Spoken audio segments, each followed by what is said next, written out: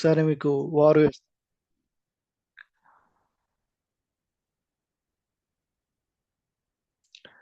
చూడండి, మనం మాట్లాడుకున్న టాపిక్స్ ఏమేంటంటే స్టార్టింగ్ లో ఫైనాన్షియల్ మార్కెట్స్ అన్నమాట. సో అసలు ఫైనాన్షియల్ మార్కెట్ అంటే ఏంటి, అందులో ఉండే different different types of markets ఏంటి, అసలు ఈ ఫైనాన్షియల్ మార్కెట్స్ వల్ల మన ఒక కంట్రీకి ఉండే అడ్వాంటేజ్ ఏంటి, దాని గురించి మాట్లాడుకున్నాం. చూడండి, ఫస్ట్ ఏంటంటే ఫైనాన్షియల్ మార్కెట్స్ అన్నమాట. సో అందరికీ తెలిసిందే ఫైనాన్షియల్ మార్కెట్ అంటే ఏంటంటే ఇక్కడ ఒక ప్లేస్ ఉంటుంది. ఆ ప్లేస్ లో కంపెనీ యొక్క షేర్స్ ని అమ్మడం కొనడం చేస్తూ ఉంటారు. షేర్స్ అనే కాదు, డిఫరెంట్ డిఫరెంట్ ఫైనాన్షియల్ ఇన్స్ట్రుమెంట్స్ ఉంటాయి అన్నమాట. సో అసలు ఈ ఫైనాన్షియల్ మార్కెట్ అనేది ఎందుకు ఉపయోగపడుతుంది ఒక కంట్రీ కంటే, లైక్ ఆ కంట్రీలో ఏం జరుగుతుంది అంటే బిజినెస్ ఎక్స్పాండ్ అవుతుందా, ఎకానమీ గ్రో అవుతుందా లేదా, ఇవన్నీ తెలుసుకోవడానికి మనకు కావాల్సింది ఈ ఫైనాన్షియల్ మార్కెట్స్ అన్నమాట. దాని తర్వాత ఈ ఫైనాన్షియల్ మార్కెట్స్ లో ఉండే డిఫరెంట్ టైప్స్ ఏంటో దాని గురించి తెలుసుకున్నాం. లైక్ క్యాపిటల్ మార్కెట్స్ అని చెప్పి, తర్వాత మనీ మార్కెట్స్, డెరివేటివ్ మార్కెట్స్ అని చెప్పి, ఫారెక్స్ మార్కెట్, క్రిప్టోస్, ఇలా ఒక్కొక్క రకమైన మార్కెట్ గురించి తెలుసుకున్నాం. దాని తర్వాత మనం స్టార్ట్ చేసిన మార్కెట్ ఏంటంటే క్యాపిటల్ మార్కెట్ గురించి. సో క్యాపిటల్ మార్కెట్ అంటే ఏమంటారంటే, ఎప్పుడైతే మనం లాంగ్ టర్మ్ ఒక కంపెనీ ఉందనుకోండి, వాళ్ళకి డబ్బులు కావాలి. ఆ డబ్బులు కూడా ఎలా అంటే, నాకు ప్రెసెంట్ ఇప్పటికే కాదు, నేను ఒక మోర్ దెన్ 1 ఇయర్ నేను మీ దగ్గర నుంచి డబ్బులు తీసుకుంటా. నేను ఆ డబ్బులను ఉపయోగించి నేను 1 ఇయర్ అవ్వచ్చు, 2 ఇయర్స్, 10 ఇయర్స్, 15, 20 ఇయర్స్ వరకు నేను బిజినెస్ చేస్తూ ఉంటా. దాంట్లో వచ్చిన వాటిలోంచి మీకు షేర్ ఇస్తా అని చెప్పి అయితే క్యాపిటల్ మార్కెట్ అనమాట. సో ఈ విధంగా కంపెనీస్ కనుక మనీ తీసుకొని ట్రై చేస్తాను అనుకోండి, దాన్ని మనం క్యాపిటల్ మార్కెట్ అంటారు. దాని తర్వాత ఈ క్యాపిటల్ మార్కెట్లో ఉండే డిఫరెంట్ డిఫరెంట్ పార్టిసిపెంట్స్ ఏంటని చెప్పి వాటి గురించి తెలుసుకున్నాం. దాని తర్వాత మనం స్టార్ట్ చేసింది ఏంటి, అందులో మనం ప్రైమరీ మార్కెట్ అంటారు అనమాట. క్యాపిటల్ మార్కెట్ రెండు ఉంటాయి, ప్రైమరీ ఉంటుంది, సెకండరీ ఉంటుంది. ప్రైమరీ మార్కెట్లో ఏం జరుగుతుందంటే, మనకి ఎప్పుడైతే కంపెనీస్ వాళ్ళకి డబ్బులు కావాలో బిజినెస్ ఎక్స్పాన్షన్ కోసం, వాళ్ళు ఈ ప్రైమరీ మార్కెట్ ద్వారా మనీ అనేది తీసుకోవడం ట్రై చేస్తారు. దాని తర్వాత మనం మాట్లాడుకుంది ఏంటంటే సెకండరీ మార్కెట్ అనమాట. అంటే ఏంటి, ఎప్పుడైతే కంపెనీ యొక్క షేర్స్ అనేది పబ్లిక్ దగ్గర లిస్ట్ అయిపోయినాయో స్టాక్ ఎక్స్చేంజ్ లో, అప్పుడు మనం అక్కడ అమ్మడం కొనడం చేస్తూ ఉంటాం. దీనికి ఎందుకని చెప్పి కొంతమంది అమ్మడానికి కొనడానికి చేస్తుంటారు, కొంతమంది సింపుల్ గా చెప్పాలంటే సేవింగ్స్ మాట. సో మీరు అందరూ కూడా ప్రతి నెల మీకు ఇన్కమ్ వచ్చినప్పుడు మీ దగ్గర కొంత మనీ అనేది మిగులుతుంది. ఎప్పుడైతే మీ దగ్గర మనీ మిగిలిందో ఆ మనీ మనం ఏం చేస్తాం, అలా బ్యాంకులో ఫిక్స్డ్ డిపాజిట్ చేశారనుకోండి, మనకు వచ్చే రిటర్న్స్ అని చాలా తక్కువ ఉంటాయి. నాకు అలా కాదు, నేను ఎక్కువ రిటర్న్స్ రావాలని చెప్పి మీరు ఏదన్నా వేరే ఆల్టర్నేటివ్ ఉందని చెప్పి మార్కెట్లో ట్రై చేసినప్పుడు, మనకు తెలిసిన బెస్ట్ ఆప్షన్ ఏంటంటే ఈ సెకండరీ మార్కెట్లో మంచి మంచి కంపెనీస్ అనేవి ఉంటాయన్నమాట షేర్స్. మీరు కనుక వాటిలో ఇన్వెస్ట్మెంట్ చేశారనుకోండి, మీకు ఎవ్రీ ఇయర్ కూడా కొంత రిటర్న్స్ వస్తూ ఉంటాయి. దాంతోపాటు మీకు కంపెనీలో ఓనర్గా ఉండే అవకాశం అయితే ఉంటుందన్నమాట. సో అందుకోసం చాలా మంది ఏం చేస్తారంటే వీటిలో ఇన్వెస్ట్మెంట్ చేయడానికి ట్రై చేస్తారన్నమాట. ఈ యొక్క సెకండరీ మార్కెట్లో మనం ఏం మాట్లాడుకున్నామంటే, అసలు మనకి ఆల్ ఓవర్ ఇండియాలో ఇన్ని కంపెనీస్ ఉన్నాయి కదా, అసలు అన్ని కంపెనీస్ యొక్క డేటాని చూసుకుని మనం డిసైడ్ అవుతామా, లేకపోతే వేరే ఏమైనా ఉన్నాయంటే, మనకి ఇక్కడ రెండు స్టాక్ ఎక్స్చేంజ్ క్రియేట్ చేశారన్నమాట. బేసిక్గా మాట్లాడుకుంటే ఎన్ఎస్సి, బిఎస్సి అనే ఉంటాయి. ఎన్ఎస్సి ఏంటంటే నేషనల్ స్టాక్ ఎక్స్చేంజ్ అంటారు, బిఎస్సి ఏంటంటే బొంబాయి స్టాక్ ఎక్స్చేంజ్ అనమాట. సో ఈ రెండు స్టాక్ ఎక్స్చేంజ్లు ఉంటాయి. సో మీరు ఇక్కడ చూసినప్పుడు మీరు ప్రతిరోజు కూడా మార్కెట్లో కానీ లేకపోతే న్యూస్లో కానీ చూస్తూ ఉంటారు, ఈ రోజు నిఫ్టీ ఎంత పెరిగింది, సెన్సెక్స్ ఇన్ని పాయింట్లు పెరిగిందని చెప్పి. సో మీకు అసలు ఈ డేటా ఎలా వస్తుందంటే, వీళ్ళు ఏం చేస్తారు, నేను ఉన్న డేటా అంతా తీసుకుని అన్ని స్టాక్స్ ఇన్ఫర్మేషన్ కలెక్ట్ చేసి నేను రిపోర్ట్ చేయాలంటే కష్టం కాబట్టి, వీళ్ళు ఏం చేస్తారంటే ఒక ఇండెక్స్ కింద క్రియేట్ చేస్తారు. ఆ ఇండెక్స్ మనం ఏమనుకోవచ్చు అంటే లైక్ గ్రూప్ ఆఫ్ స్టాక్స్ అన్నమాట. సో మన ఇండియాలో ఏవైతే బాగా పర్ఫామ్ చేస్తున్నాయో, వీటికైతే ఎక్కువ మార్కెట్ క్యాపిటలైజేషన్ ఉందో, వాటిని తీసుకొని వీళ్ళు ఒక ఇండెక్స్ అనేది క్రియేట్ చేస్తారన్నమాట. నిఫ్టీ అనుకోండి, 50 50 స్టాక్స్ డేటా తీసుకుంటారు, 50 స్టాక్లు. అలా కాకుండా సెన్సెక్స్ అనుకోండి, బిఎస్సికి సంబంధించింది, వాళ్ళు 30 స్టాక్స్ తీసుకుంటారు అనమాట. సో ఇలా వీటి గురించి మాట్లాడుకున్నాం. అసలు ఈ యొక్క ఎక్స్చేంజ్ వాళ్ళ యూజ్ ఏంటి, వాటి వల్ల మనకి ఏమైనా బెనిఫిట్స్ ఉన్నాయా, వాటి గురించి చూసాం. దాని తర్వాత మనకి రిమైనింగ్ రెండు ఉంటాయి అన్నమాట కమోడిటీకి సంబంధించి. అంటే మనకి క్రూడ్ ఆయిల్, గోల్డ్, సిల్వర్, దాంతోపాటు అగ్రికల్చర్ కమోడిటీస్ అనేవి ట్రేడ్ అవుతూ ఉంటాయి అన్నమాట. సో వీటికి ఉన్నది ఏంటంటే ఎంసీఎక్స్ అంటారు, మల్టీ కమోడిటీ ఎక్స్చేంజ్ అంటారు, ఇంకోటి ఏమో ఎన్సిడిఎక్స్ అనమాట. సో వీటిలో బేసిక్గా ఏం జరుగుతుందంటే కమోడిటీస్ ట్రేడింగ్ అనేది జరుగుతూ ఉంటుంది. దీని తర్వాత మనం చూసిన కాన్సెప్ట్స్ ఏంటంటే, దాని తర్వాత మార్కెట్ క్యాపిటలైజేషన్ అంటే ఏంటి. సో సింపుల్గా మీరు ఎలా గుర్తుపెట్టుకోవచ్చు అంటే, మార్కెట్ క్యాపిటలైజేషన్ అంటే మనం ఏదైతే మనీ అంటే ఈ రోజు ఒక కంపెనీ మీరు కొందామని చెప్పి రెడీగా ఉన్నారు అనుకోండి, మార్కెట్లో ఏదైతే రేట్ ఉందో ఆ రేటుకి నేను అమ్మేస్తానని చెప్పేది రేట్నే మార్కెట్ క్యాపిటలైజేషన్ అంటారనమాట. దాని రిలేటెడ్ కొన్ని ఫార్ములాస్ చూస్తాం. దాని తర్వాత మన లాస్ట్లో ఏంటంటే, అసలు ఈ మార్కెట్లో మనకి ఎవరెవరు ఉంటారు పార్టిసిపెంట్స్ కింద. అంటే మనం డైరెక్ట్గా వెళ్ళి కంపెనీ షేర్స్ని కంపెనీ దగ్గర నుంచి కొనే అవకాశం ఉంటుందంటే, ఎప్పుడు కూడా మనం డైరెక్ట్గా కంపెనీ నుంచి కొనే అవకాశం అయితే ఉండదు. మనం ఏం చేస్తాం నార్మల్గా, లైక్ మన స్టాక్ బ్రోకర్స్ ఉంటారు, వాళ్ళకి మన ఆర్డర్స్ పెట్టాం అనుకోండి, వాళ్ళు తీసుకెళ్లి మార్కెట్లో ఎగ్జిక్యూట్ చేస్తూ ఉంటారు. మనకి ఎన్ఎస్సి, బిఎస్సి వాళ్ళు మన యొక్క షేర్స్ అనేది అమ్ముతాం కొనడం చేస్తుంటారు. దాని తర్వాత వీటి యొక్క ఇన్ఫర్మేషన్ అంతా ఎక్కడ ఉంటుందంటే, కస్టోడియన్స్ అంటారు, సిడిఎస్ఎల్ అండ్ ఎస్డిఎల్ నేర్చుకున్నాం. దాని తర్వాత మనకి ఆర్టీఎస్ అంటారు, అండ్ డిఫరెంట్ డిఫరెంట్ కస్టోడియన్స్ అని చెప్పి, దాని తర్వాత మనకి ఏజెంట్స్ ఆఫ్ డిపాజిట్ అని చెప్పి. సో వీటన్నిటి గురించి మాట్లాడుకున్నాం. వీటితో మనం నార్మల్గా క్యాపిటల్ మార్కెట్స్ గురించి, secondary market, primary market complete చేసుకున్నాం. ఈ రోజు మనం స్టార్ట్ చేస్తున్న టాపిక్ ఏంటంటే సెక్యూరిటీ మార్కెట్స్ గురించి. సో లాస్ట్ క్లాస్లో నేను మీకు అందరికీ కూడా కొన్ని అసైన్మెంట్ అయితే ఇచ్చాను టాస్క్. దాని రిలేటెడ్ మీకు ఎవరికైనా ఏమన్నా డౌట్స్ ఉంటే కనుక ఒకసారి నాకు చాట్ బాక్స్లో మెసేజ్ చేశారనుకోండి, దాని రిలేటెడ్ కొంత ఇన్ఫర్మేషన్ ఎక్స్ప్లెయిన్ చేసి తర్వాత అయితే ఈ సెషన్ స్టార్ట్ చేద్దాం. ఏమీ లేవనుకుంటే జస్ట్ అక్కడ మెసేజ్ చేయండి, నో డౌట్స్ అని చెప్పి నేను ఫర్దర్ కంటిన్యూ అయిపోతామంట. నాకు మీ సైడ్ నుంచి ఏదో రెస్పాన్స్ ఉండాలి. ఏ రెస్పాన్స్ లేకపోతే నేను సెషన్ అనేది కంటిన్యూ చేయడం కష్టం అవుతుంది. 40 మెంబర్స్ ఉన్నారు, ఒక మెసేజ్ కూడా రాదా?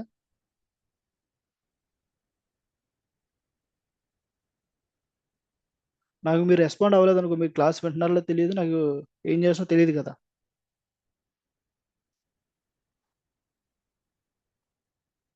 ఓకే, అందరూ అసైన్మెంట్స్ చేస్తున్నారు కదా. లాస్ట్ టైం ఇచ్చింది ఆల్రెడీ మనకి చాలా డేస్ గ్యాప్ వచ్చింది. ఐ థింక్ మోస్ట్లీ మనం ఎన్ని మాట్లాడుకున్నామంటే 8 టాపిక్స్ ఎన్నో మాట్లాడుకున్నాం. మోస్ట్లీ అందరూ కూడా 8 ఫినిష్ చేస్తుంటారని చెప్పి అనుకుంటున్నా. ఓకే, చూడండి ఆ టాపిక్స్ అన్ని కూడా మీరు కంటిన్యూ చేసుకోండి. అసైన్మెంట్స్ అనేది ఎవ్రీడే మనకి డిఫరెంట్ డిఫరెంట్ థింగ్స్ అనేది యాడ్ అవుతూ ఉంటాయి. ఇప్పుడు చూడండి, మనం మాట్లాడుకున్న డిఫరెంట్ ఎక్స్చేంజెస్ అన్నిటి గురించి. ఈ రోజు మనం మాట్లాడుకుంటున్న నెక్స్ట్ కాన్సెప్ట్ ఏంటంటే అసలు సెక్యూరిటీస్ అంటే ఏంటి. ఈ సెక్యూరిటీస్ అంటే ఏమనుకోవచ్చు అంటే మనం ఫైనాన్షియల్ మార్కెట్ డెఫినేషన్ మాట్లాడుకున్నాం. ఫైనాన్షియల్ మార్కెట్స్ లో డెఫినేషన్ ఏం చెప్పారంటే యాజ్ ఎ ప్లేస్ వేర్, చూడండి ఇది మన డెఫినేషన్ మనం స్టార్టింగ్ క్లాస్ లో మాట్లాడుకున్నాం. Place where buying and selling of financial instruments takes place అంటారన్నమాట. చూడండి, ఫైనాన్షియల్ ఇన్స్ట్రుమెంట్స్, ఇప్పుడు మనం మాట్లాడుకున్న financial instrument, a security is a financial instrument. Security అంటే ఏంటి? Financial instrument, typically any financial asset that can be trade, అంటే ఏదైతే market trade అవుతుందో దాన్ని మనం ఫైనాన్షియల్ ఇన్స్ట్రుమెంట్ అంటారు, అది మన సెక్యూరిటీ అంటారు అనమాట. సో ఇక్కడ మనకి ఎన్నెన్ని రకాలు ఉన్నాయంటే ఫస్ట్ ఇది ఈక్విటీ షేర్ అంటారు, డెట్ అంటారు, డెట్ సెక్యూరిటీస్, డెరివేటివ్ సెక్యూరిటీస్ అంటారు, హైబ్రిడ్స్ అంటారు, money market, foreign exchange, crypto. So ఇవన్నీ కూడా మనకి పార్ట్ అనమాట. సో మనం ఎప్పుడు కూడా కంపెనీస్లో ఇన్వెస్ట్మెంట్ చేసినప్పుడు మనకి ఇన్ని ఆప్షన్స్ ఉంటాయి. సో అలా అని చెప్పి అన్నిటిలో మనం ఇన్వెస్ట్మెంట్ చేయొచ్చు అంటే చేసే ఆప్షన్స్ ఉన్నాయి కానీ, బట్ మనం ఇక్కడ గుర్తుపెట్టుకోవాల్సిన విషయం ఏంటంటే రిస్క్ లెవెల్ని ఐడెంటిఫై చేసుకోవాలన్నమాట. ఎందుకంటే ఇక్కడ మనకి ఫిక్స్డ్ డిపాజిట్ అయ్యి ఇక్కడ ఫైనాన్షియల్ ఇన్స్ట్రుమెంట్స్లోకి రావు కానీ మనకి రిస్క్ అనేది తక్కువ ఉంటుంది అనమాట. సో ఇక్కడ ఏమవుతుందంటే మీరు డైరెక్ట్గా మనీ ఉన్నాయి కదని చెప్పి ఏది తెలుసుకోకుండా డైరెక్ట్గా మీ యొక్క మనీ మొత్తం తీసుకెళ్ళి ఫారెక్స్ కానీ, లైక్ ఈ ఫారెక్స్ కానీ క్రిప్టోస్లో వీటిలో పెట్టారనుకోండి, మనకి రిస్క్ అనేది హెవీ ఉంటుంది, హెవీ ఉంటుంది. అలా కాకుండా మనీ మార్కెట్ ఇన్స్ట్రుమెంట్స్ అనుకోండి, రిస్క్ అనేది చాలా లో ఉంటుంది, లో రిస్క్ ఉంటుంది. ఎందుకంటే మనకి టైం పీరియడ్ చాలా తక్కువ ఉంటుంది. సో హైబ్రిడ్లో కూడా రిస్క్ అనేది లిబరల్ మీడియం ఉంటుంది. డెరివేటివ్స్లో మళ్ళీ కొంచెం హై రిస్క్ ఉంటుంది. డెట్ కూడా లో risk and equity medium risk అనమాట. సో ఇలా మనకి ప్రతిదీ కూడా రిస్క్ లెవెల్ బట్టి డిసైడ్ చేసుకోవాలి. సో అందుకోసం ఇప్పుడు కూడా ఎవరో చెప్పారని చెప్పి బ్లైండ్గా ఏ ఇన్స్ట్రుమెంట్లో పడితే ఆ ఇన్స్ట్రుమెంట్లో మనం ఇన్వెస్ట్మెంట్ అయితే చేయకూడదు. రైట్ నౌ నెక్స్ట్ మనం ఏంటంటే ఒక్కొక్క ఇన్వెస్ట్మెంట్ గురించి క్లియర్గా మాట్లాడుకుందాం. అసలు ఈక్విటీ అంటే ఏంటి, డెట్ అంటే ఏంటి, డెరివేటివ్స్ అంటే ఏంటి, మనకి వీటి యొక్క ఇన్ఫర్మేషన్ ఎక్కడెక్కడ చెక్ చేయాలి ఏంటని చెప్పి. ఈలోపు మీకు ఏమైనా డౌట్స్ వస్తే కనుక ఆ డౌట్స్ అనేవి ఇక్కడ చాట్ బాక్స్లో మెసేజ్ చేయండి, నేను చూస్తాను. చూడండి, ఈక్విటీ షేర్స్ గురించి మాట్లాడుకుందాం. సో సింపుల్గా చెప్పాలంటే ఫస్ట్ డెఫినేషన్ చూద్దాం. ఈక్విటీ షేర్ అంటే ఏం చెప్తారు చూడండి, represents ownership in a company. అంటే మీరు కనుక ఒక కంపెనీ యొక్క షేర్ కొనారనుకోండి, సింపుల్గా ఏం చెప్తారంటే మీరు ఆ కంపెనీలో షేర్ హోల్డర్, అంటే ఓనర్ అయిపోయినట్లు అనమాట. మనం ఎగ్జాంపుల్కి మనం నిన్న చాలా విషయాలు మాట్లాడుకున్నాం. ఏంటంటే రిలయన్స్ అని చెప్పి మాట్లాడుకున్నాం. రిలయన్స్లో మీరు వెళ్ళి ఒక 100 షేర్లు కొన్నారనుకోండి, మిమ్మల్ని ఏమంటారంటే కంపెనీలో ఓనర్ అంటారన్నమాట. చూడండి, represents the ownership in the company, అంటే మీరు ఆ కంపెనీలో ఓనర్ అయిపోతారు. Holders are called share holders. So మన ఎప్పుడు కూడా మీరు 100 షేర్లు మీరు హోల్డ్ చేస్తున్నారు కాబట్టి ఎప్పుడైతే కంపెనీకి ఏదైనా ఒక మీటింగ్ జరుగుతుంది అనుకోండి, దీనికి మీటింగ్ మనకు ఓల్డెన్ డేస్ లో నార్మల్ కొరియర్స్ వచ్చి, బట్ ఈ రోజుల్లో ఏంటంటే మనకు మెయిల్ వస్తుందన్నమాట. లైక్ ఈ కంపెనీ ఈ రెజల్యూషన్ పాస్ చేయడం రెడీగా ఉంది, ఆర్ ఈ కంపెనీ కొత్తగా ఈ పాలసీని ఇంప్లిమెంట్ చేద్దామని చెప్పి, ఆర్ ఈ డైరెక్టర్ని అపాయింట్ చేసుకుందని చెప్పి, అలా కొన్ని ఇవి ఉంటాయి అన్నమాట, మీటింగ్స్ జరుగుతాయి అన్నమాట. సో ఆ మీటింగ్స్కి మనకు ఒక మెయిల్ వస్తుంది.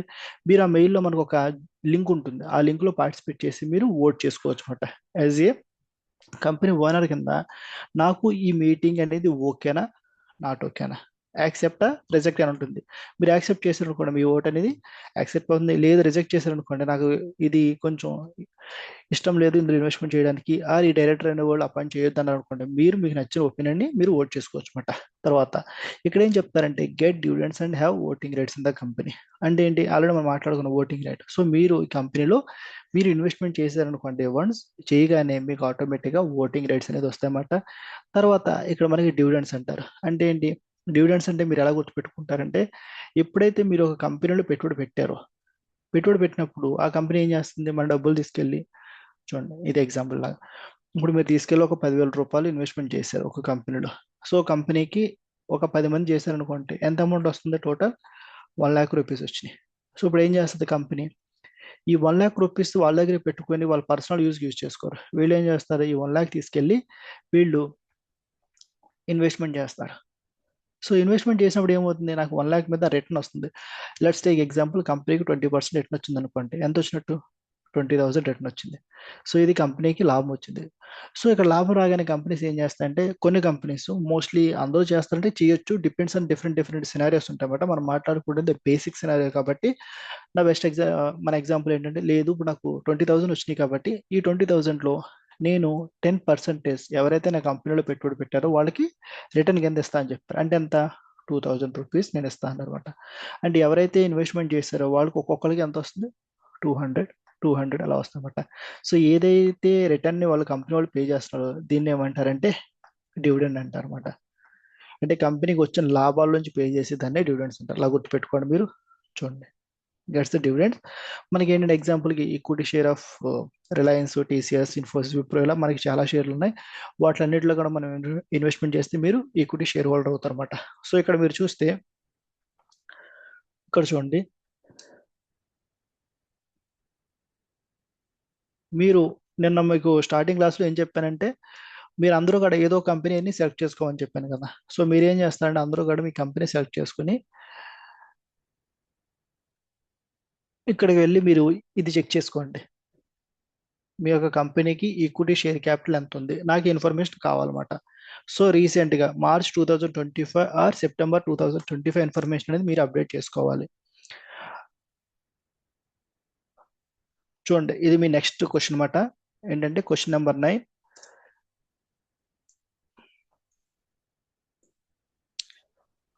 రైట్ లేటెస్ట్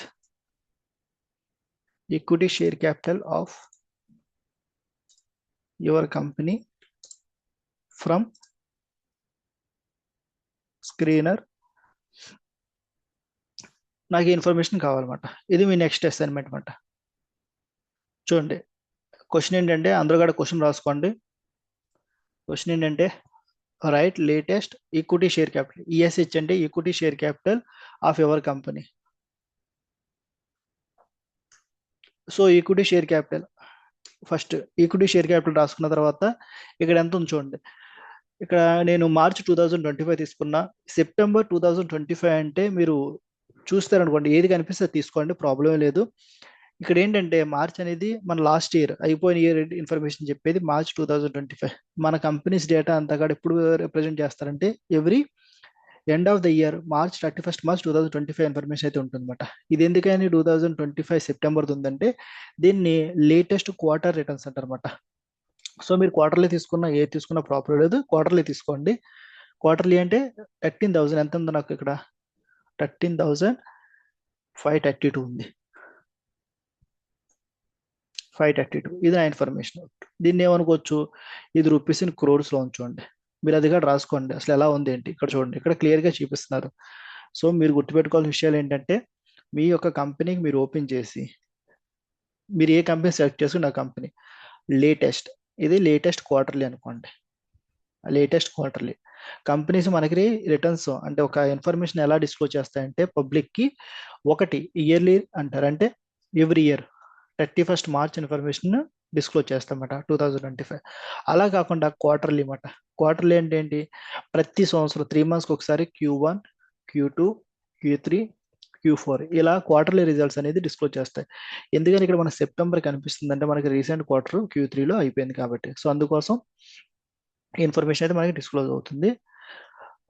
సారీ, Q3 కాదు, Q2నే అయిపోయింది. Q2 అయిపోయింది కాబట్టి Q2 ఇన్ఫర్మేషన్ సెప్టెంబర్ ఇస్తారు కాబట్టి మనకి ఇన్ఫర్మేషన్ అయితే కనిపిస్తుంది అనమాట. ఓకేనా, అందులో కూడా ఇన్ఫర్మేషన్ అయితే అప్డేట్ చేసుకోండి మీ యొక్క కంపెనీస్కి. నేను ఆల్రెడీ లాస్ట్లో చెప్పా, మీ కంపెనీస్ ఎలా సెలెక్ట్ చేసుకోవాలంటే మీరు మీ ఇష్టం అన్నమాట. వెళ్ళి స్క్రీనర్లోనా లేకపోతే NSE BSE డేటా నుంచి సెలెక్ట్ చేసుకోండి. ఓకే, దాని తర్వాత మీరు నెక్స్ట్ ఏం చేస్తారంటే, తర్వాత ఇక్కడ కొంచెం స్పేస్ అయితే వదులుకోండి, ఎందుకంటే మీరు ప్రతిదీ కూడా ఒకటేసారి మనం అప్డేట్ చేయం. రిమైనింగ్ ఇన్ఫర్మేషన్ చాలా ఉంటుంది, ఆ తర్వాత అప్డేట్ చేస్తాం. ప్రస్తుతానికి మీరు రాయాల్సిన ఇన్ఫర్మేషన్ అనమాట, ఈక్విటీ షేర్ క్యాపిటల్.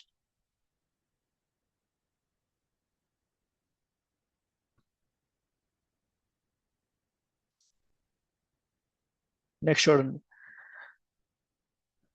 తర్వాత నెక్స్ట్ మనం మాట్లాడుకుంటుంది ఏంటంటే debt securities, bonds or debentures అనమాట. సో సింపుల్గా చెప్పాలంటే ఇక్కడ ఏమంటారు, నార్మల్గా కంపెనీ కనుక మనకి పబ్లిక్ దగ్గర మనీ తీసుకున్నప్పుడు మనం డిఫరెంట్ వేస్ యూజ్ చేస్తారన్నమాట. ఆల్రెడీ మనం స్టార్టింగ్లో మాట్లాడుకున్న ఆ డిఫరెంట్ వేస్ ఏంటంటే, నేను డ్రాయింగ్ టూల్స్ ఎందుకు యూజ్ చేస్తున్నా మీరు, చరణ్? డ్రాయింగ్ టూల్స్ యూజ్ చేయాల్సిన అవసరం మీకు లేదు. ఓకే, అన్నెసరిగా క్లాస్ అని డిస్టర్బ్ అవుద్ది. చూడండి, మనకి ఎప్పుడు కూడా కంపెనీస్ ఏం చేస్తాయంటే, ఇన్ఫర్మేషన్ ఎలా ఉంటుంది, సో మనీ కావాలి ఎవరికి, కంపెనీకి. కంపెనీకి మనీ కావాలంటే వాళ్ళు ఫస్ట్ ఏం చేస్తారు, డిఫరెంట్ ఆల్టర్నేటివ్స్ ఆలోచిస్తారు అనమాట. లైక్ నేను ఎక్కడెక్కడి నుంచి మనీ తెచ్చుకోవాలి, ఓన్గా ఇన్వెస్ట్మెంట్ చేయాలా, లేకపోతే బ్యాంక్ లోన్కి వెళ్ళాలా, లేకపోతే ఎనీ అదర్ ఆప్షన్ ఉందని చెప్పి.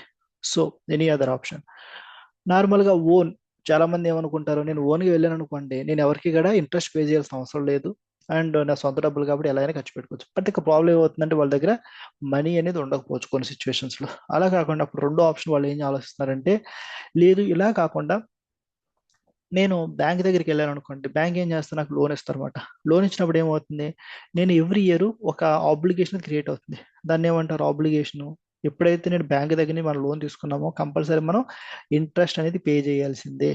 సో ఇక్కడ ఏమవుతుంది, ఒక చిన్న ఇష్యూ క్రియేట్ అయింది అనమాట. నేను లాభం వచ్చినా రాకపోయినా నేను కంపల్సరీ ఇంట్రెస్ట్ అనేది పే చేయాలి. సో ఇలా పే చేయడం వల్ల కంపెనీకి ఏమవుతుంది, ఒక చిన్న బర్డెన్ క్రియేట్ అయింది. సో ఇప్పుడు ఏమనుకుంటారు, లేదు ఇలా కూడా కాకుండా నాకు వేరే ఆల్టర్నేటివ్ అయినా ఏమైనా ఉందా, ఇది నాకు వద్దని అనుకుంటే నాకు ఉండే నెక్స్ట్ ఆల్టర్నేటివ్ ఏంటంటే పబ్లిక్. పబ్లిక్ అంటే ఏంటి, మనం సింపుల్గా చెప్పాలంటే క్యాపిటల్ మార్కెట్లో ప్రైమరీ మార్కెట్ IPO కానీ డిఫరెంట్ రూట్స్ ద్వారా పబ్లిక్ అంటే ఎవరైతే మన రీటైలర్స్ ఉన్నారో, జనాలు ఉన్నారో పబ్లిక్ లో, వాళ్ళకి వెళ్ళి ఓనర్ కింద ఉండండి మా కంపెనీలో, బికమ్ ఓనర్, మీరు ఓనర్ అవ్వండి. ఓనర్ అయ్యారనుకోండి, మీకు వచ్చే బెనిఫిట్ ఏంటి, మీరు నా కంపెనీలో ఓనర్గా ఉంటారు. దాంతోపాటు మీకు ఇంకొక బెనిఫిట్ ఏమొస్తుందంటే, మీకు నా కంపెనీలో లాభాలు వచ్చినాయి అనుకోండి, మీకు షేర్ ఇస్తా అంటారు. దాంతోపాటు వీళ్ళు ఇంకోటి ఏం చెప్తారు, ఒకవేళ నా కంపెనీ బాగా పర్ఫామ్ చేస్తే మీరు ఏదైతే మనీ ఇన్వెస్ట్మెంట్ చేస్తారో అది పెరిగే అవకాశం ఉందని చెప్తారు. సో ఇక్కడ ఒక చిన్న కండిషన్ ఏంటంటే, ఇక్కడ మనకి డివిడెండ్ అని మనం దాంట్లో మాట్లాడుకున్నాం, డివిడెండ్ అని. సో ఈ డివిడెండ్ అనేది కంపెనీ మీద డిపెండ్ అవుతుంది, కంపెనీ ఓన్ డిస్క్రిప్షన్ అనమాట. అంటే ఏంటి, కంపెనీ కావాలంటే పే చేస్తుంది, లేకపోతే లేదు. అలా అని చెప్పి మనం కంపల్సరీ నాకు డివిడెండ్ పే చేయాలని చెప్పి ఒక షేర్ హోల్డర్ వెళ్ళి కంపెనీని అడిగే అవకాశం అయితే లేదు అనమాట. As per rules, loss and all those things, కంపెనీకి ప్రాఫిట్స్ వచ్చినప్పుడు మాత్రమే పే చేస్తుంది. సో ఇక్కడ మనకి ఒక అడ్వాంటేజ్ వస్తుంది ఏంటి, if I'm having if I have profits, obligation నేను చేసుకుంటా, కావాలంటే చేసుకుంటా అంతే. నేను కంపల్సరీ ఆబ్లిగేషన్ ఇది నేను కావాలంటే ఇస్తా. కానీ ఇక్కడ ఏమవుతుంది, బ్యాంక్ దగ్గర లోన్ తీసుకుంటే నేను కంపల్సరీ పే చేయాలి. సో ఈ రెండింటి డిఫరెన్స్ అర్థమైందా. సో అందుకోసం మోస్ట్ ఆఫ్ ద కంపెనీస్ ఏం చేస్తాయంటే ఈ రూట్కి వెళ్ళడానికి ట్రై చేస్తాయి. ఇది నార్మల్గా బాగానే ఉంది. సో ఇప్పుడు మీకు అందరికీ డౌట్ వస్తుంది, సో అన్ని కంపెనీస్ ఇటు వెళ్తున్నప్పుడు ఈ డెట్ అంటే లోన్ రూపంలో మనీ ఎందుకు తీసుకుంటారు కంపెనీస్ అంటే, దీనికి ఒక చిన్న కాన్సెప్ట్ అయితే ఉంది. అదేంటంటే మనం ఎప్పుడు కూడా డెట్ ఏమంటారు, చూడండి ఇక్కడ ఏం చెప్తున్నారు, represents loan given by the investor to a company or government. మనం ఈ డెట్ అనేది 2 ways లో ఉంటుంది. కొన్నిసార్లు రిజర్వ్ బ్యాంక్ ఆఫ్ ఇండియా అంటే మన ఇండియన్ గవర్నమెంట్ కూడా జనాల దగ్గర నుంచి మనీ అనేది బ్యాక్ తీసుకుంటుంది. సో దానికి డిఫరెంట్ సినారియోస్ ఉంటాయన్నమాట, ఎందుకని మనీ తీసుకుంటారని చెప్పి. మనీ లేక కాదు, ఎకానమీలో ఉన్న మనీ సప్లైని తగ్గించడం కోసం అనమాట. సో కంపెనీకి ఇస్తాం, కొన్నిసార్లు గవర్నమెంట్కి ఇస్తాం. కంపెనీ ఫేస్ ఏ ఫిక్స్డ్ ఇంట్రెస్ట్ రెగ్యులర్లీ, అంటే ఏంటి, ఎవ్రీ మంత్ ఎవ్రీ ఇయర్ నేను 10% పే చేస్తానా, 8%, 9%, ఇలా ఒక ఫిక్స్డ్ రేట్ అనేది ఫిక్స్ చేస్తారు. దాని తర్వాత less risky than equity. But usually gives lower returns అనమాట. మీరు మార్కెట్లో తీసుకెళ్ళి షేర్స్లో పెట్టుబడి పెట్టారనుకోండి, మన ఎక్స్పెక్టేషన్ మినిమం 12% ఉంటుంది. బట్ ఇక్కడ తీసుకెళ్తే 8% రావచ్చు, 9% రావచ్చు. సో బట్ రిస్క్ అనేది తక్కువ ఉంటుంది, ఇక్కడ కొంచెం రిస్క్ అనేది ఎక్కువ ఉంటుంది. దాంతోపాటు మనకి లోయర్ రిటర్న్స్ వస్తాయి. బెస్ట్ ఆప్షన్స్ ఏంటి? Government bonds, corporate and debentures అంటారనమాట. సో ఇవన్నీ ఇక్కడ one of the best options. ఇప్పుడు చూద్దాం అసలు కంపెనీస్ అనేది వీటిలో ఇన్వెస్ట్మెంట్ చేయడానికి ఆప్షన్ ఏమైనా ఉందా.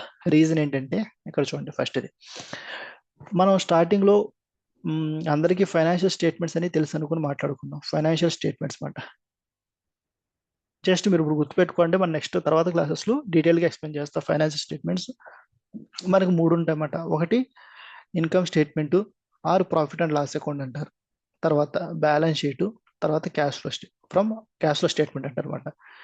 సో ఈ రెండు పక్కన పెట్టేయండి, ప్రెసెంట్ అయితే దీని మీద ఫోకస్ చేద్దాం. ఇక్కడ ఏంటి ఇన్కమ్ స్టేట్మెంట్ అంటే ఏంటి? ఇన్కమ్ స్టేట్మెంట్ అంటే సింపుల్గా ఒక 1 ఇయర్లో వచ్చిన లాభాలు నష్టాల గురించి, ప్రాఫిట్ ఆర్ లాస్ గురించి మాట్లాడేది ఇన్కమ్ స్టేట్మెంట్ అనమాట. సో ఇక్కడ ఏం జరుగుతుందంటే మనకి ఈ స్టేట్మెంట్ ప్రిపేర్ చేసినప్పుడు మనకి డిఫరెంట్ డిఫరెంట్ టర్మ్స్ ఉంటాయి అన్నమాట. ఈబిఐటి, ఈబిటి, నెక్స్ట్ తర్వాత ఎర్నింగ్స్ ఆఫ్టర్ ట్యాక్స్. సో ఇలా డిఫరెంట్ టర్మ్స్ ఉంటాయి అన్నమాట. సో ఈ టర్మ్స్ ఎందుకంటే ఈబిఐటి అంటే ఏంటంటే earnings before interest and tax అంటారు అనమాట. అంటే ఏంటి? Earnings before interest and tax. ఇదేంటి? ఎర్నింగ్స్ బిఫోర్ ట్యాక్స్ మాట. ఎర్నింగ్స్ బిఫోర్ ట్యాక్స్ అంటారు. ఇదేమో ఎర్నింగ్స్ ఆఫ్టర్ ట్యాక్స్ అంటారు.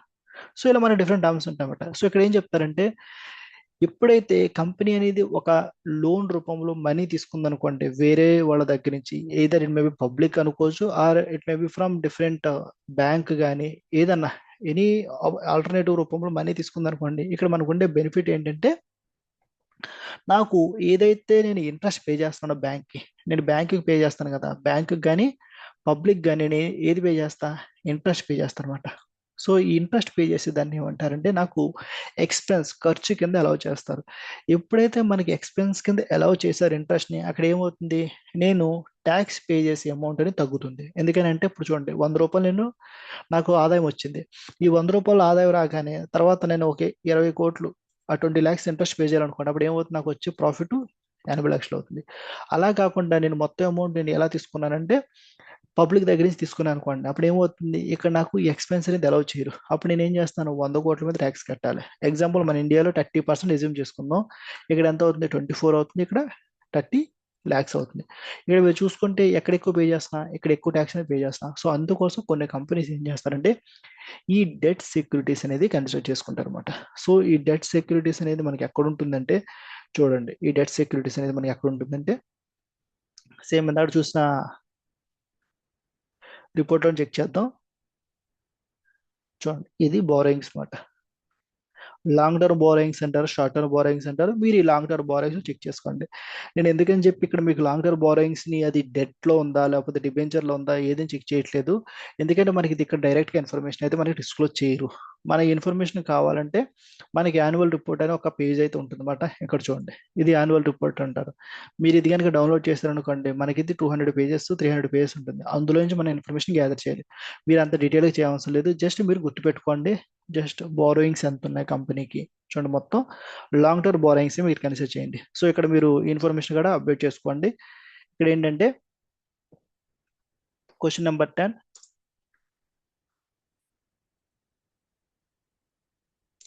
రైట్ అబౌట్ ద బారోయింగ్స్ లో borrowings of the company from screener, బ్రాకెట్లో లేటెస్ట్ అని పెట్టుకోండి. Latest and only long term మాత్రమే, లాంగ్ టర్మ్ బారోయింగ్స్ ఓన్లీ.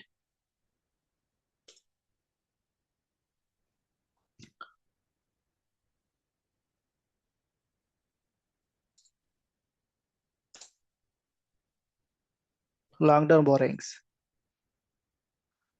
ఇక్కడ చూడండి, నా కంపెనీకి లాంగ్ టర్మ్ బారోయింగ్ ఎంత ఉందంటే 259,457, 259,457 సిఆర్.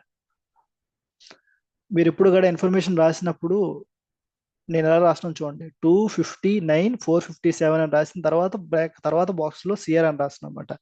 సో మీరు డైరెక్ట్ ఇలా రాశారనుకోండి ఒకటే బాక్స్ లో, అప్పుడు అనేది ఎక్సెల్ కి రీడ్ చేసే కెపాసిటీ ఉండదు. అది టెక్స్ట్ నెంబర్ లో ఉంటుంది. ఎప్పుడు కూడా నెంబర్ సెపరేట్ ఉండాలి, మీకు టెక్స్ట్ అనేది సెపరేట్ గా ఉండాలన్నమాట. సో మీరు ఎప్పుడు కూడా జాబ్స్కి వెళ్ళినప్పుడు మొత్తం మీరు అంతా వర్క్ చేసేది అండ్ ఎక్సెల్ మీద ఉంటుంది కాబట్టి అందుకోసమే అందరూ కూడా మీ యొక్క అసైన్మెంట్స్ అన్ని కూడా ఎక్సెల్ లోనే ప్రిఫర్ చేయండి. అంతేగాని నోట్బుక్స్ లో రాయడం వేరే వాటిలో రాయడానికి మీరైతే ఇంట్రెస్ట్ చూపించొద్దు. ఎక్సెల్ నుంచి ఇప్పటి నుంచి మీరు అలవాటు చేసుకోవడం ట్రై చేసుకోండి. ఓకేనా అందరికి? సో ఇక్కడ ఒక చిన్న ఇష్యూ ఏం జరుగుతుందంటే, ఇప్పుడు మీరు ఈ కంపెనీ చూసారు బాగానే ఉంది, నా కంపెనీకి ఇన్ఫర్మేషన్ ఉంది, నేను లాంగ్ టర్మ్ బోరింగ్స్ రాశాను. బట్ కొన్ని కంపెనీస్కి ఏమవుతుందంటే ఇది జీరో ఉంటుంది. సో జీరో ఉన్నప్పుడు జీరోనే రాసుకోండి కొన్నిసార్లు. అంటే డెట్ ఫ్రీ కంపెనీస్ ఉంటాయన్నమాట, వాటికి బోరింగ్స్ ఏమి ఉండవు. సో అలాంటప్పుడు జీరో ఇన్ఫర్మేషన్ అనేది ఎంటర్ చేసుకుంటారు. అన్నిటికీ అన్ని ఇన్ఫర్మేషన్ అవైలబిలిటీ ఉండాలని చెప్పి అక్కడక్కడ ఉండదన్నమాట. కొన్ని కంపెనీస్ కొంత ఇన్ఫర్మేషన్ ఉంటుంది, కొన్నిటికి కొంత ఇన్ఫర్మేషన్ మిస్ అయ్యే ఛాన్సెస్ అయితే ఉంటాయన్నమాట.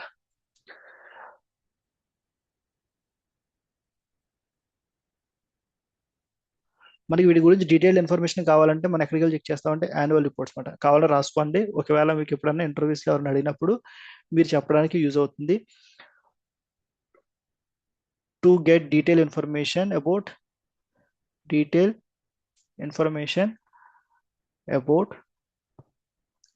డెట్ సెక్యూరిటీస్,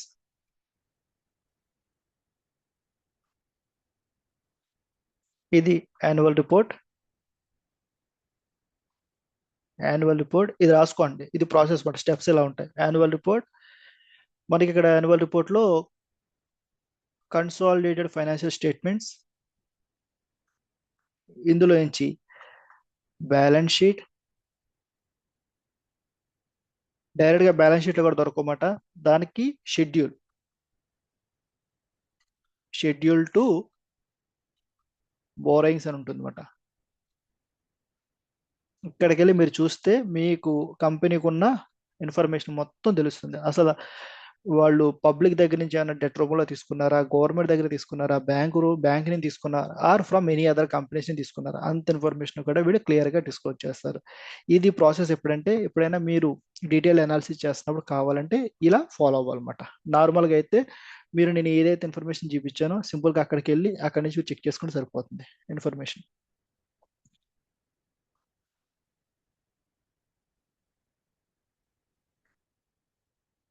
చూడండి నెక్స్ట్, తర్వాత మనం మాట్లాడుకుంటుంది ఏంటంటే డెరివేటివ్ సెక్యూరిటీస్ అనమాట. సో దీని యొక్క డెఫినేషన్ చూసిన తర్వాత దీని గురించి తర్వాత మాట్లాడుకుందాం డీటెయిల్గా. ఇప్పుడు చూడండి, these are the contracts whose value depends on underlying like stock, index, commodities used for hedging or speculation అని చెప్పారనమాట. ఇక్కడ చూడండి, చూడడానికి డెఫినేషన్ కొంచెం కాంప్లికేటెడ్గా ఉంటుంది. ఇక్కడ ఏం చెప్తారంటే ఎగ్జాంపుల్ మాట్లాడదాం. ఎగ్జాంపుల్ ఏంటంటే మీరు నార్మల్గా అప్పుడు ప్యాడీ, ఓకే, ఏవియేషన్ సెక్టర్ గురించి మాట్లాడుకుందాం. ఏవియేషన్, సో ఏవియేషన్ అంటే మన ఏరోప్లేన్ బిజినెస్. సో ఇండియాలో ఉన్న బిగ్గెస్ట్ బిజినెస్ ఏంటి? ఇండిగో ఉంది. అందరికీ ఐడియా ఉంది, ఇండిగో రీసెంట్ గా ఒక ఇష్యూ జరిగింది, ఆ ఇష్యూ వల్ల ఇండిగో అనేది బాగా న్యూస్ లో ఉంది. సో ఇండిగో బిజినెస్ కూడా కొంచెం ఎఫెక్ట్ అయింది అనమాట. సో ఇప్పుడు ఇండిగో కంపెనీ ఉంది. సో వీళ్ళు ఏం చేస్తారు, వీళ్ళ యొక్క మెయిన్ బిజినెస్ ఏంటి?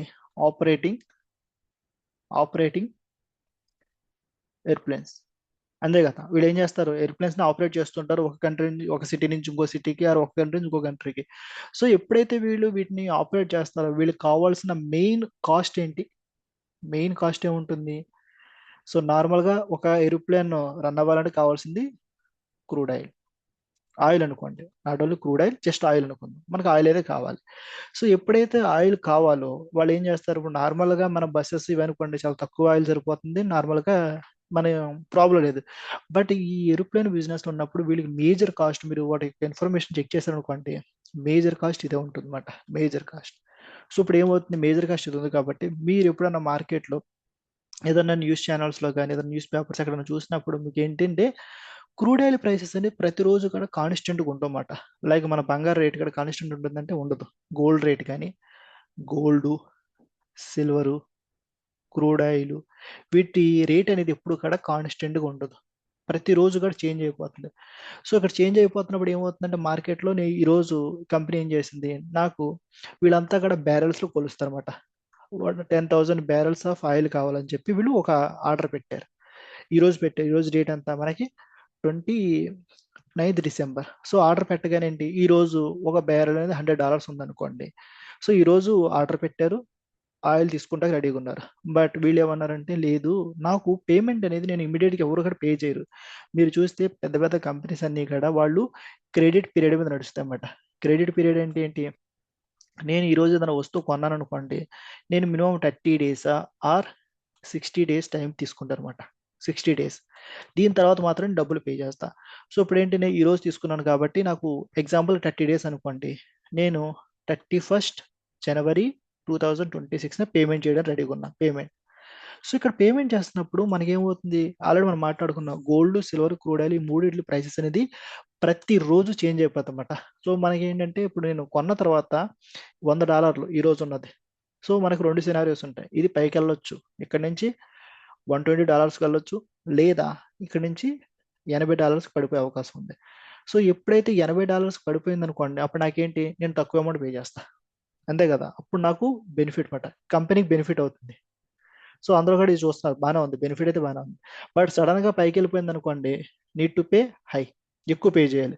సో ఇలాంటి సిచ్యువేషన్లో కంపెనీకి ఏమవుతుంది, నేను కొన్నది 100K బట్ నేను 120 పే చేయాల్సి వస్తుంది. సో ఇలాంటప్పుడు కంపెనీస్ ఏమంటాయంటే, లేదు, మార్కెట్లో సడన్ గా ప్రైస్ పెరిగిపోతే నాకు లాస్ వచ్చే అవకాశం ఉంది కాబట్టి, మార్కెట్లో వేరే పార్టీ ఎవరైనా ఉన్నారా అంటే, ఒక పార్టీ ఏం చెప్తున్నారంటే, లేదు, క్రూడ్ ఆయిల్ ప్రైసెస్ కంపెనీ అనుకుంటుంది పెరిగే అవకాశం ఉందని చెప్పి వాళ్ళ ఎక్స్పెక్టేషన్ ఉంది. సో $105కి ఒక పర్సన్ ఒక కాంట్రాక్ట్ అమ్మడానికి మార్కెట్లో రెడీగా ఉన్నాడు, ఒక కాంట్రాక్ట్.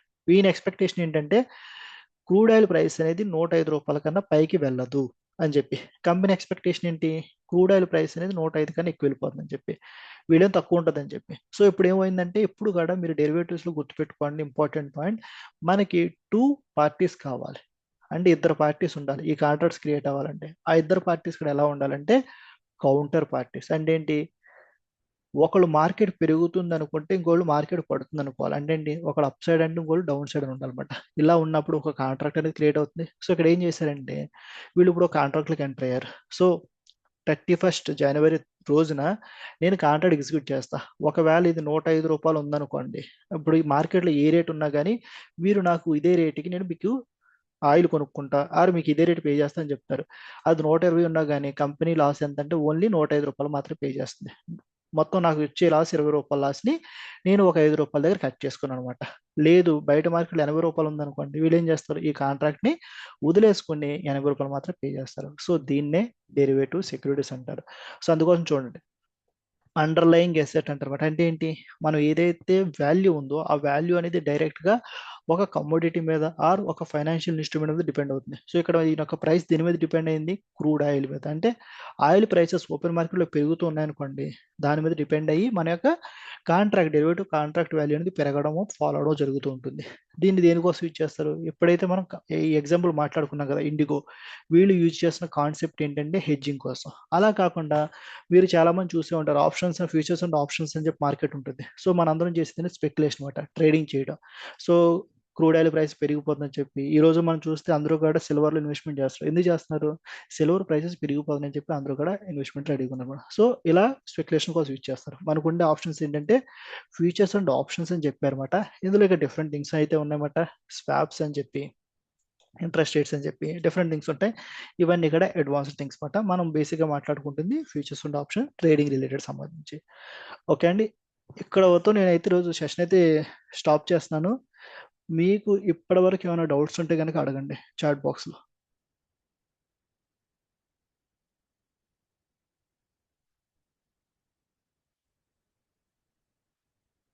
నేనైతే ఇక్కడతో అయితే సెషన్ అయితే స్టాప్ చేశాను. మీరు ఎవరికన్నా అసైన్మెంట్ రిలేటెడ్ కానీ దేని రిలేటెడ్ డౌట్స్ ఏమైనా ఉంటే కనుక నాకు ఒకసారి అడగండి, నేను చెప్తాను.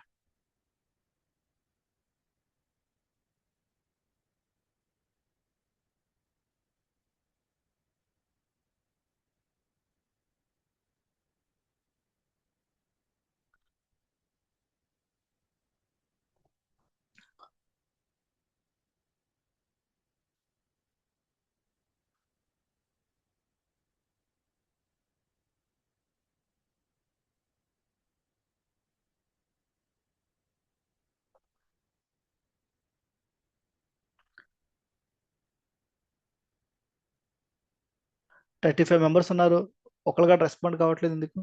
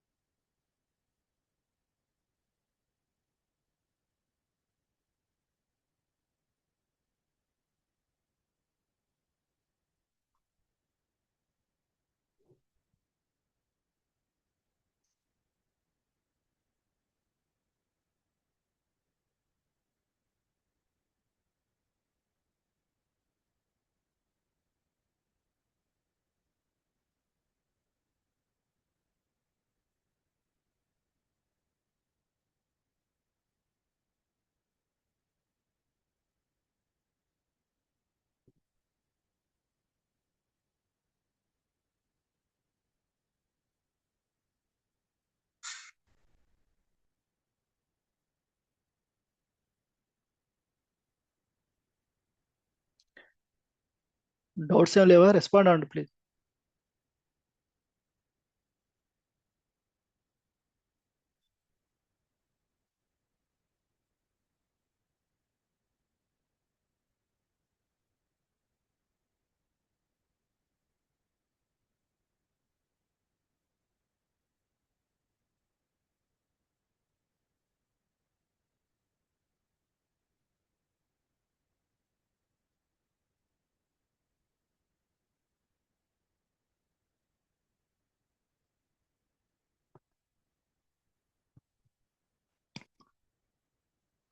Okay, no doubts. ఓకే.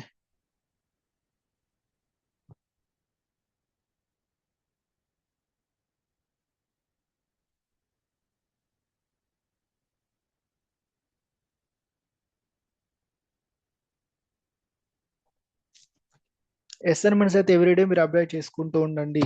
ఒకటేసారి అయితే చాలా కష్టం అయిపోతుంది. నెక్స్ట్ మనం ఎక్సెల్లో కొన్ని విషయాలు, కొన్ని క్యాలిక్యులేషన్ చేస్తామట.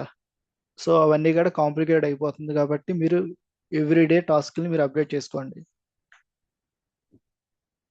లేదు మేము ఒకటేసారి అప్పుడు లాస్ట్లో చేస్తామంటే అది అవ్వని పని, ముందే చెప్తున్నా. నాకైతే సపరేట్గా ఎక్స్ట్రా షీట్ ఉండాలి, మీ నేమ్తో మీ యొక్క ఫైల్ అనేది మీరు సేవ్ చేసుకుంటూ ఉండాలి. ఆ ఫైల్ అనేది ఎండ్ ఆఫ్ ద మన ఇంటర్న్షిప్లో మీరు సబ్మిట్ చేయాల్సి ఉంటుంది.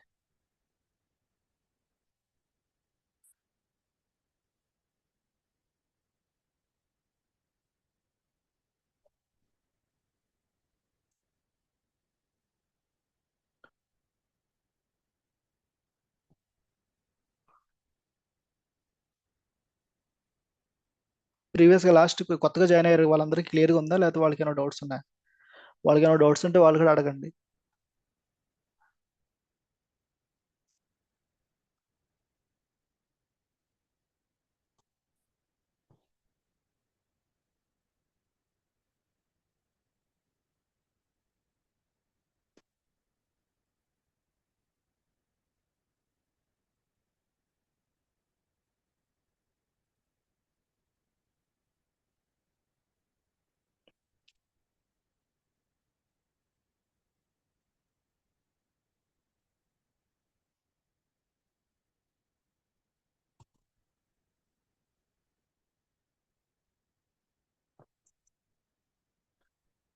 నేను లాస్ట్ 10 మినిట్స్ మీకు వదులుతుంది, నేను ఫ్రీగా ఏదో ఖాళీగా వదిలేయడానికి కాదు. మీకు ఏమైనా డౌట్స్ ఉంటే అడుగుతారని చెప్పి అంతే. ఎవరుగా డౌట్స్ అడగకుండా అంతా ఇన్ఫర్మేషన్ తెలిసినట్టు కూర్చుంటున్నారు మీరు.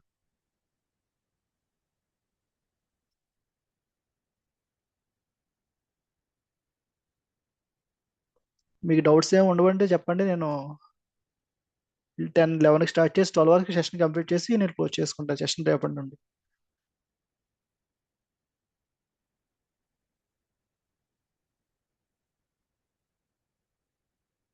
ఓన్లీ ఒక 3 మెంబర్స్ మాత్రమే రెస్పాండ్ అవుతున్నారు తప్ప రిమైనింగ్ ఎవరు కూడా రెస్పాండ్ కావట్లా. 27 మెంబర్స్, 30 మెంబర్స్ ఉన్నారు.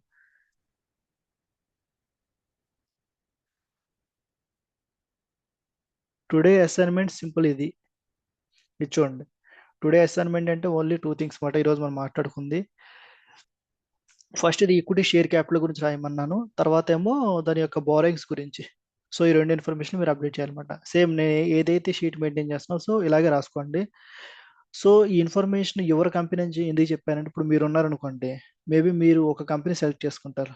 లైక్ ఇప్పుడు నేను రిలయన్స్ తీసుకుని మాట్లాడుతున్నా, లేదు మీరు టీసీఎస్ తీసుకున్నారనుకోండి, ఇక్కడ చూడండి, ఇక్కడ టైప్ చేయగానే టాటా కన్సల్టెన్సీ సర్వీస్ వస్తుంది. సో నేనేమన్నాను, మీరు బ్యాలెన్స్ షీట్లో చెక్ చేసుకోవాలన్నమాట. ఇక్కడ చూడండి, టీసీఎస్కి ఏముంది, 362 కోట్లు ఉంది. ఇక్కడ చూడండి, ఇక్కడ చెక్ చేసుకోండి, అది క్రోడ్స్లో ఉందా, ల్యాక్స్లో ఉందా. ఇక్కడ ఇది కన్సాలిడేట్ ఫిగర్స్, ఇది ఎప్పుడు మనం ఇదే తీసుకోవాలి, ఇప్పుడు కూడా గుర్తుపెట్టుకోండి.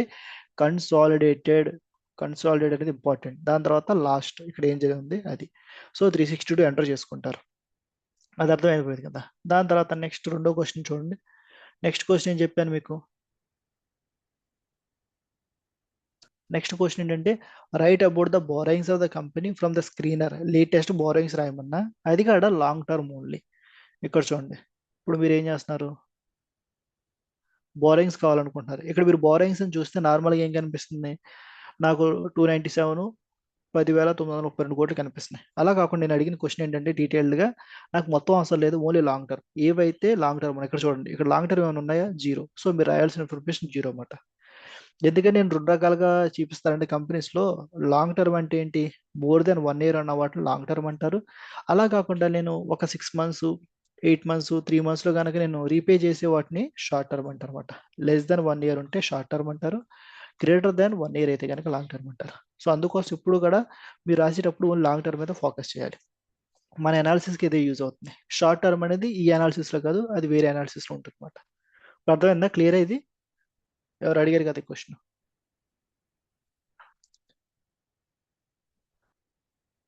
నాగజ్యోతి, మల్లిరెడ్డి నాగజ్యోతి అడిగారు కదా, క్లియరా. ఓకే. నెక్స్ట్ ఇంకంతే కదా, రిమైనింగ్ అంతా ప్రీవియస్ క్లాస్లో చెప్పేసాను. అవన్నీ అవన్నీ కూడా అప్డేట్ చేసుకుని మీరైతే మొత్తం అంతా డీటెయిల్డ్గా మీ యొక్క రిపోర్ట్ అయితే మెయింటైన్ చేసుకుంటారండి. ఎందుకంటే మీరు చూడడానికి ఈరోజు మనకి ఎన్ని ఉన్నాయంటే టోటల్గా ఆల్మోస్ట్ 32 లైన్స్ ఫిల్ అయింది. సో నేను చెప్తున్నా కదా, మోస్ట్లీ మన ఇంటర్న్షిప్ అయ్యేటప్పటికి ఈ షీట్లో ఆల్మోస్ట్ ఒక 60-70 లైన్స్ అయిపోతే, దాని తర్వాత షీట్ 2, షీట్ 3 అలా మొత్తం మనం యాడ్ చేసుకుంటూ వెళ్తాం అన్నమాట. సో టోటల్ ఒక షీట్ అనేది క్రియేట్ అవుతుంది. సో దీన్ని మీరు ఎక్కడ ఉపయోగించుకోవచ్చు అంటే, మీరు ఫైనాన్స్ ఇంటర్వ్యూస్కి వెళ్ళినప్పుడు మీరు అక్కడ యూజ్ చేసుకోవచ్చు. నేను ఈ డేటా మీద వర్క్ చేశాను ఈ కంపెనీలో, ఈ కంపెనీ మీద అని చెప్తే వాళ్ళు రియల్ టైం డేటా మీద వర్క్ చేస్తారు కాబట్టి మీకు కొంచెం ప్రిఫరెన్స్ అనేది ఉంటుంది వెన్ కంపేర్డ్ విత్ అదర్స్ అనమాట, ఇంటర్వ్యూస్లో వాటిలో. ఓకేనా. ఓకే అండి, అయితే దీంతో అయితే నేను సెషన్ అయితే క్లోజ్ చేస్తున్నాను. ఎవరికేం డౌట్స్ లేవు కదా ఇంకా.